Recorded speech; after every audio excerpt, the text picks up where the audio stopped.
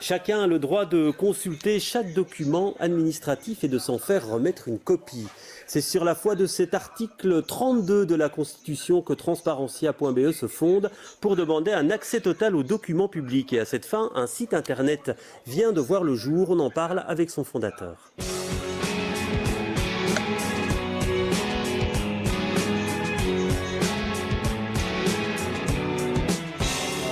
Christophe Vangelu, alors on vous connaissait déjà, peut-être pas vous, mais en tout cas on connaissait le site cumuleo.be qui renseignait surtout les mandats qu'ont les différents hommes et femmes politiques de notre pays. Alors vous lancez Transparentia, l'idée c'est quoi? C'est que les documents publics pour l'instant vous trouvez qu'ils ne sont pas assez accessibles? C'est-à-dire qu'il y a une législation qui dit que tout document détenu par une administration est un document public, sauf quelques rares exceptions en tout ce qui touche à la sécurité de l'État, mais c'est très très limité. Et donc on se rend compte que cette législation n'est pas assez connue de la part des citoyens, même parfois de la part de certains journalistes.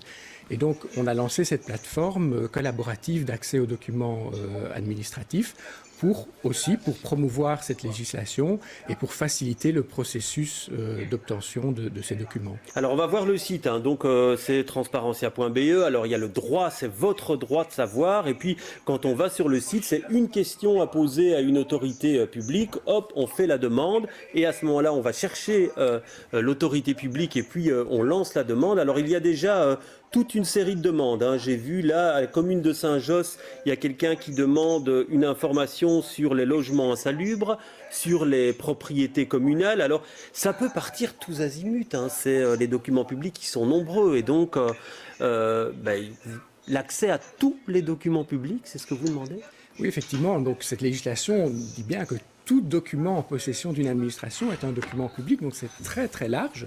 Et donc les personnes peuvent se saisir de la plateforme pour demander tous les documents en fonction de leurs intérêts, en fonction de, si c'est les communes, c'est souvent des choses qui les touchent de très près, par exemple des marchés publics, des subsides communaux, donc c'est vraiment très très large. Et ce qu'on veut, c'est stimuler aussi cette démarche citoyenne de participer à l'action de la société. Ouais. Mais est-ce qu'il n'y a pas quand même tout de même actuellement déjà une certaine transparence? C'est vrai que les conseils communaux sont publics, les documents sont publics, et donc il y a toute une série de documents qu'on peut trouver déjà si on cherche un petit peu. Oui, tant mieux, tout ce qui est déjà disponible, c'est bien, mais via l'expérience que j'ai avec Cumuleo ou avec Anticor, on voit que quand on demande certaines informations qui, elles, ne sont pas publiques, eh bien, on se retrouve face à des refus de la part des administrations ou de la part des ministres. Et donc, c'est l'avantage de faire ces demandes via une plateforme en ligne, c'est que les réponses des administrations sont rendues publiques, les éventuels refus des administrations sont rendus publics, et donc ça devient un peu plus difficile pour les administrations et le monde politique de refuser. En tout cas, ça rééquilibre un petit peu le pouvoir des forces entre le citoyen et les administrations. Alors, on a été demandé à certains politiques ce qu'ils en pensaient. Je vous propose d'en écouter deux femmes, Isabelle Durand, écologiste, et Karine Lallieu, socialiste. Tout doit être rendu public dans l'action publique, ça oui. Et d'ailleurs, la loi le veut. Donc souvent, l'application de cette fameuse ordonnance sur la publicité de l'administration, elle n'est pas toujours très appliquée. Donc je pense que c'est bien qu'un site s'en occupe, qu'il s'en occupe de façon collaborative, en faisant appel aussi aux citoyens. J'ai simplement peut-être quelques craintes, d'une part sur la dispersion. Je pense qu'au départ, ils veulent peut-être faire un peu trop. Et en se spécialisant, leur outil serait sans doute plus crédible. Et d'autre part, sur les dénonciations par les citoyens, j'ai quelques craintes d'y voir peut-être un défouloir sur un certain nombre de choses. C'est vrai que la démocratie participative, dynamique et transparente est importante, évidemment, parce que nous travaillons avec de l'argent public et il est normal que l'on rende les comptes, mais il ne faudrait pas que des demandes surchargent complètement une administration qui essaye de servir le public, mais qui n'est pas là pour faire photocopier des centaines de documents. Je ne voudrais pas qu'aussi ce type de site, à un moment donné, estime que d'office, nous ne sommes pas transparents, d'office, nous serions coupables de quelque chose. Je pense que les lois ont été faites, que la transparence doit être faite, mais il ne faut pas aller dans l'exagération. Voilà de quoi alimenter le débat. D'abord, suspicion générale que ça fait peser sur les mandataires. C'est pas la première fois qu'on vous lance cet argument. Oui, moi je pense qu'au contraire, c'est exactement l'opposé, parce que il y a effectivement un problème de défiance du citoyen par rapport au monde politique. Oui, est-ce que vous n'augmentez pas cette défiance? C'est la question qui est posée en filigrane. Non, je crois que c'est vraiment l'inverse, parce que nous voulons favoriser la transparence, et pour moi, la transparence, c'est la meilleure manière de lutter contre cette défiance. Si on sent qu'il y a une réticence de la part du monde politique ou des administrations à transmettre des informations, eh bien là, ça augmente le sentiment de défiance. Au contraire, si les administrations jouent le jeu de la transparence, ça montre qu'on peut avoir confiance dans le fonctionnement du système. Et donc... Oui, et il y a certains politiques qui vous répondront, il y a une espèce de tyrannie de la transparence présentée comme vertu suprême.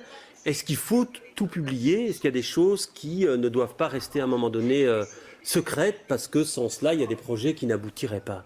Alors, il y a peut-être certaines choses qui doivent rester, effectivement, dans un premier temps, en tout cas, qui doivent rester effectivement cachées. C'est pas, mais la majorité des informations, elles, il y a vraiment un intérêt à les rendre publiques, parce que je pense que la société civile peut apporter aussi beaucoup de choses dans la décision publique. Et donc, c'est vraiment cette vertu de transparence qui est parfois le seul moyen de lutte contre la corruption, le seul moyen de lutte contre les abus. Si on imagine le système inverse, où on supprime toute la transparence, on imagine bien que la société ne va pas être mieux gérée. Donc, je préfère aller du côté vers plus de transparence que moins. Alors c'est vrai que les parlementaires peuvent aussi poser des questions et obtenir des réponses. Alors déjà, parfois dans certaines administrations, dans certains cabinets, on nous dit que ça surcharge beaucoup le travail.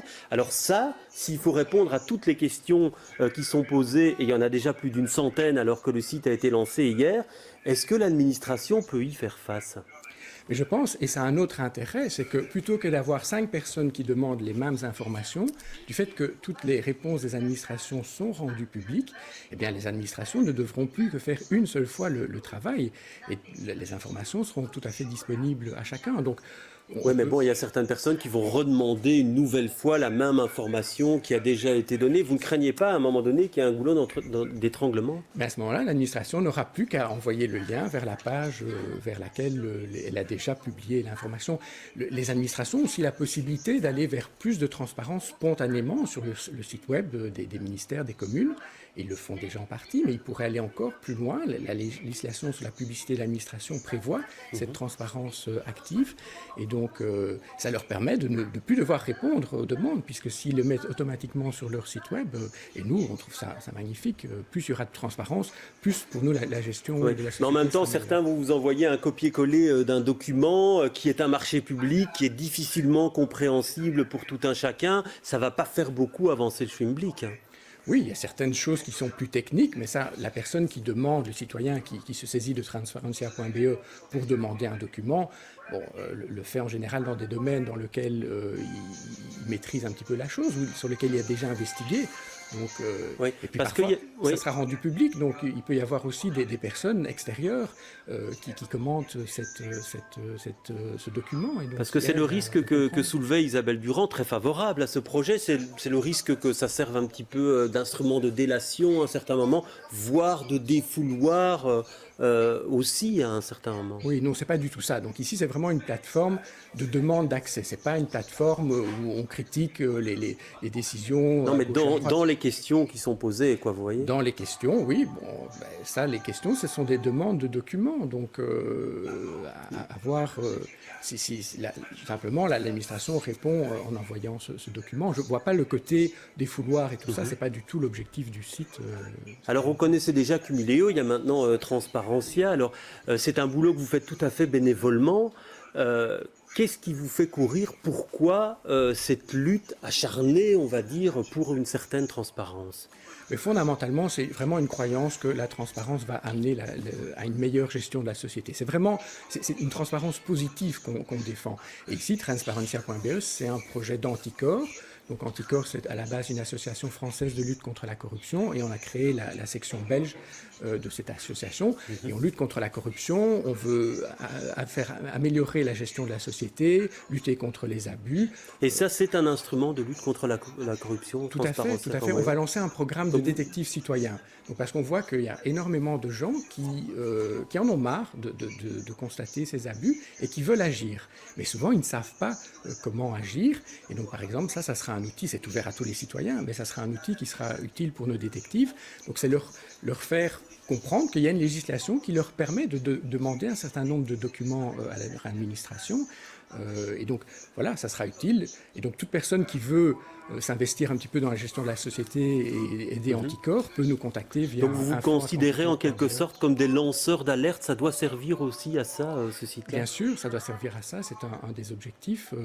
Et c'est montrer ce qui va bien et dénoncer ce qui va mal. Et je pense que comme ça, la société ne peut que s'améliorer. Merci en tout cas d'être venu sur le plateau et donc on renvoie à ce site pour le découvrir, transparentia.be.